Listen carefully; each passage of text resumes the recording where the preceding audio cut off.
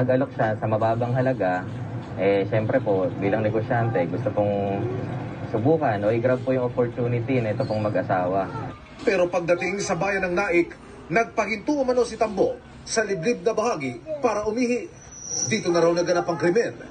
Unang inundayan ng saksak ni Tambo si Marlon na kahit tumumbat may mga tama na raw ng saksak ay nakabangon pa para isalba ang asawa.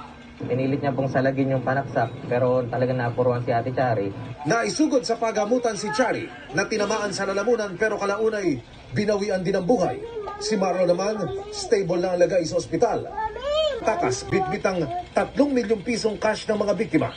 Based doon sa mga backtracking namin, sir, yung suspect is nagpahatid sa highway going to Manila or going to Pampanga po.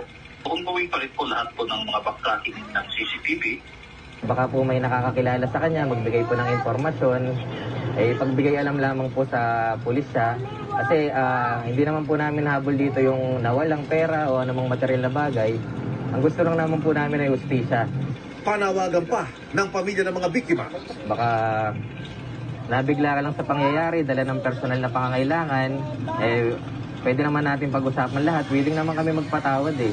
Gusto lang namin makausap kung bakit niya po nagawa yun para maging malinaw